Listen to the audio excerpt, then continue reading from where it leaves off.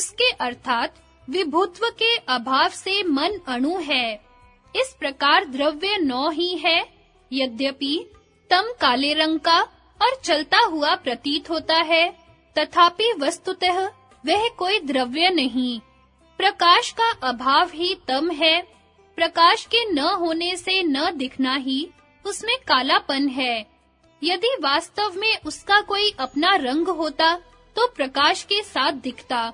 जो चलता हुआ प्रतीत होता है, वास्तव में वह अंधेरा नहीं चलता, किंतु प्रकाश के आगे-आगे चलने से अंधेरा चलता हुआ प्रतीत होता है, जैसे पुरुष के चलने से छाया चलती हुई प्रतीत होती है। 24 गुण 24 हैं: रूप, रस, गंध, स्पर्श, संख्या, परिमाण, पृथक्त्व, संयोग, विभाग, परत्व, अपरत्व, गुरुत्व, द्रवत्व, स्नेह, शब्द, बुद्धि, सुख, दुख, इच्छा, द्वेष, प्रयत्न, धर्म, अधर्म और संस्कार। पहला रूप। रूप श्वेत, नीला, पीला आदि कई प्रकार का है। यह नेत्र से ग्राह्य है। पृथ्वी, जल और अग्नि में द्रव्य आदि का प्रत्यक्ष कराने वाला है। 2 रस। रस मधुर, अमल, लवण, कटु, तिक्त और कषाय भेद से 6 प्रकार का है। यह रस नेन्द्रिय से ग्राह्य है। 3 गंध। गंध सुगंध और दुर्गंध भेद से 2 प्रकार का है और घ्राणेन्द्रिय से ग्राह्य है। यह केवल पृथ्वी में रहती है। 4 स्पर्श। स्पर्श 3 प्रकार का है: शीत, उष्ण, अनुष्णा शीत। यह त्वगिंद्रिय से ग्राह्य है और पृथ्वी, जल, तेज और वायु में रहता है। रूप, रस, गंध और स्पर्श पृथ्वी में ये चारों गुण हैं। जल में गंध नहीं, शेष तीनों हैं। अग्नि में गंध और रस नहीं, शेष 2 हैं। और वायु में रूप भी नहीं, केवल स्पर्श है। 5 संख्या। वह 1 है, 2 है इत्यादि व्यवहार का हेतु संख्या है। संख्या एक द्रव्य के आश्रय भी है, जैसे यह एक वृक्ष है और अनेक द्रव्यों के भी, जैसे ये 2 वृक्ष हैं।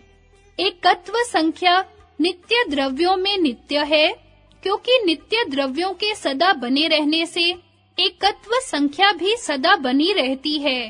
अनित्य द्रव्यों में एकत्व संख्या अनित्य है, क्योंकि उनके उत्पन्न होने के साथ उत्पन्न होती है और उनके नाश होने के साथ नष्ट हो जाती है।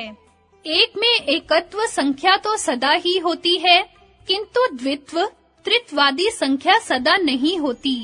वह तब उत्पन्न होती है जब हम अलग-अलग 2 अथवा 2 से अधिक वस्तुओं को इकट्ठा मिलाकर कहना चाहते हैं कि ये 2 है अथवा 3 है इत्यादि। द्वित्व, त्रित्वादी संख्या अपेक्षा बुद्धि से उत्पन्न होती है और अपेक्षा बुद्धि के नाश होने पर नाश हो जाती हैं। इसलिए यह अनित्य होती हैं। यह द्वित्वादी संख्या व्यासज्य वृत्ति कहलाती है, क्योंकि वह अपने आश्रय भूत वस्तुओं में सब में एक ही है, अलग-अलग नहीं। संख्या नित्य, अनित्य, मूर्त, अमूर्त सारे द्रव्यों में रहती है। 6 परिमाण। यह इतना है, इस व्यवहार का हेतु परिमाण है। परिमाण 4 प्रकार का होता है: अणुत्व, महत्व, दीर्घत्व और ह्रस्वत्व। ये परिमाण एक दूसरे की अपेक्षा से कहे जाते हैं। एक वस्तु को उससे बड़ी वस्तु की अपेक्षा से अणु या ह्रस्व कहा जाता है और छोटी की अपेक्षा से महत् या दीर्घ। प्रमाणुओं में अणुत्व और ह्रस्वत्व तथा आकाश आदि विभु द्रव्यों में महत्व और दीर्घत्व मुख्य हैं। परिमाण भी नित्य, अनित्य, मूर्त, अमूर्त सब द्रव्यों का धर्म है। 7 पृथक्त्व। यह इससे पृथक है। इस व्यवहार का हेतु पृथक्त्व है। यह भी सब द्रव्यों का धर्म है। संख्यावत एक पृथक्त्व नित्य द्रव्यों में नित्य होता है और अनित्यों में अनित्य, क्योंकि आश्रय के नाश से उसका नाश आवश्यक है। 8. संयोग। यह संयुक्त है, इस प्रतीति का निमित्त संयोग है। यह 3 प्रकार का होता है। अन्यत्र कर्मज, अर्थात संयुक्त होने वाले 2 पदार्थों में से एक के कर्म से उत्पन्न होने वाला, जैसे शयन पक्षी और पर्वत का संयोग। उभय कर्मज, अर्थात दोनों के कर्म से उत्पन्न होने वाला, जैसे 2 मेंढों का संयोग। संयोगज, अर्थात संयोग से उत्पन्न होने वाला, जैसे हाथ और पुस्तक के संयोग से शरीर और पुस्तक का संयोग। इनमें अन्यत्र कर्मज और उभय कर्मज संयोग भी 2 प्रकार का होता है। अभिघात शब्द का हेतु संयोग और नोदन अहेतु संयोग। संयोग सब द्रव्यों में रहता है और अनित्य होता है, क्योंकि परमाणु आदि नित्य द्रव्यों में भी नया ही उत्पन्न होता है।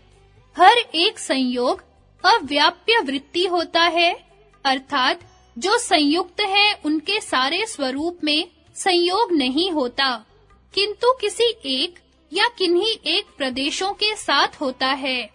9. विभाग। संयोग का नाशक गुण विभाग है। संयोगवत यह भी 3 प्रकार का है। अन्यतर कर्मज, जैसे शयन पक्षी के उड़ जाने से शयन और पर्वत का विभाग। उभय कर्मज, जैसे 2 मेढ़ों के परस्पर पीछे हटने से मेढ़ों का विभाग। और विभागज, जैसे हाथ और पुस्तक के अलग हो जाने से शरीर और पुस्तक का विभाग। 10 और 11. परत्व अपरत्व। यह परे है, यह वरे है। इस व्यवहार के निमित्त गुण परत्व और अपरत्व हैं। ये 2 प्रकार के हैं, देशिक और कालिक। देशिक दिशा से किए हुए, अर्थात दूर निकट की अपेक्षा से, जैसे वह वस्तु इससे परे है, यह वरे है। और कालिक काल से किए हुए, अर्थात आयु की अपेक्षा से, जैसे वह पर है, बड़ा है, और यह अपर है, छोटा है। देशिक और कालिक सारे परत्व और अपरत्व अपेक्षा बुद्धि से उत्पन्न होते हैं और अपेक्षा बुद्धि के नाश से नष्ट होते हैं। कालिक परत्व और अपरत्व अनित्यों के धर्म है, नित्यों के नहीं। देशिक परत्व और अपरत्व पृथ्वी, जल, अग्नि, वायु और मन के धर्म है, विभु के नहीं होते। 12. गुरुत्व। गिरने का निमित्त गुरुत्व है। यह जल और पृथ्वी में रहता है। वायु में गुरुत्व की प्रतीति पार्थिव और जलीय परमाणुओं के संयोग से होती है। गुरुत्व नित्यों में नित्य और अनित्यों में अनित्य है। 13. द्रवत्व। यह बहने में निमित्त है। वह 2 प्रकार का है, स्वाभाविक जैसे जल में और नैमित्तिक जैसे घृत आदि पार्थिव वस्तुओं में अग्नि के संयोग से उत्पन्न होता है। द्रवत्व भी नित्यों में नित्य और अनित्यों में अनित्य होता है। 14. स्नेह। स्नेह जल का विशेष गुण है, बिखरे हुए कणों को मिलाने का हेतु है। यह नित्यों में नित्य और अनित्यों में अनित्य होता है। 15. शब्द। यह आकाश का गुण है, श्रोत्र ग्राह्य है और 2 प्रकार का है। ध्वनि स्वरूप जैसा मृदंग आदि में होता है और वर्ण स्वरूप जैसा मनुष्यों की भाषा में। 16. बुद्धि। बुद्धि ज्ञान का नाम है। यह केवल जीवात्मा का गुण है। इसके 2 भेद हैं, अनुभव, नया ज्ञान, और स्मृति, पिछले जाने हुए का स्मरण। अनुभव 2 प्रकार का होता है, यथार्थ, सच्चा, जिसको प्रमा एवं विद्या कहते हैं। इसके 3 भेद प्रत्यक्ष, अनुमान और आगम प्रमाण के प्रसंग में बतलाए जाएंगे। अयथार्थ, मिथ्या, जिसको अप्रमा या अविद्या कहते हैं। इसके 2 भेद संशय और विप्रय को भी अलग बतलाया जाएगा। सांख्य और योग ने आत्मा को ज्ञान स्वरूप तथा बुद्धि को तीनों गुणों का प्रथम विषय परिणाम माना है, जो सत्व में रज, केवल क्रिया मात्र और तम उस क्रिया को केवल रोकने मात्र है। सत्व के प्रकाश और आत्मा के ज्ञान के प्रकाश में अत्यंत विलक्षणता है। फिर भी बुद्धि में सत्व की स्वच्छता एवं निर्मलता के कारण आत्मा के ज्ञान के प्रकाश को ग्रहण करने की अनादि योग्यता है।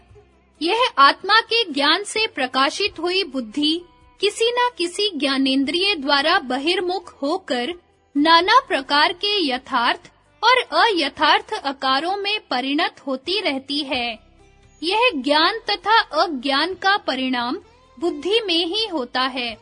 इसलिए ज्ञान और अज्ञान दोनों बुद्धि के ही धर्म माने गए हैं, किंतु बुद्धि जड़ है, इसलिए उसको इस ज्ञान और अज्ञान का बोध नहीं होता।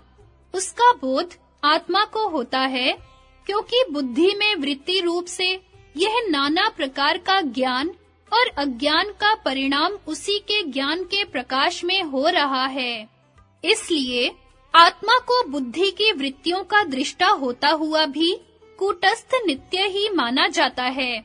बुद्धि को आत्मा के साथ सम्मिलित करने से शबल अर्थात मिश्रित आत्मा की संज्ञा जीव होती है। इसलिए बुद्धि के धर्म ज्ञान आदिक वैशेषिक में जीव आत्मा के गुण बतलाए गए हैं। कई समालोचकों को बुद्धि और आत्मा में विवेक पूर्ण ज्ञान न होने के कारण यह भ्रम हुआ है कि बुद्धि के अलग हो जाने से वैशेषिक का आत्मा एक जड़ द्रव्य रह जाता है। उनको जानना चाहिए कि बुद्धि की वृत्तियों का दृष्टा न रहते हुए भी आत्मा अपने शुद्ध ज्ञान स्वरूप से च्युत नहीं होता है, किंतु बुद्धि के जो विकार आदि उसमें आरोपित किए जाते हैं, उनका भी बाध हो जाता है। 17 सुख सुख इष्ट विषय की प्राप्ति से उत्पन्न होता है और सदा अनुकूल स्वभाव होता है। अतीत विषयों में उनकी स्मृति से और अनागत विषयों में उनके संकल्प से होता है। सुख में मुख और नेत्र खिल जाते हैं। विज्ञानियों को जो विषय और उसकी स्मृति तथा संकल्प के बिना सुख होता है, वह विद्या, शांति, संतोष और धर्म विशेष से होता है। 18 दुख यह इष्ट के वियोग या अनिष्ट की प्राप्ति से उत्पन्न होता है और सदा प्रतिकूल स्वभाव होता है। अतीत विषयों में स्मृतिजन्य और अनागत विषयों में संकल्पजन्य होता है। दुख में मुख मुरझा जाता है और दीनता आ जाती है।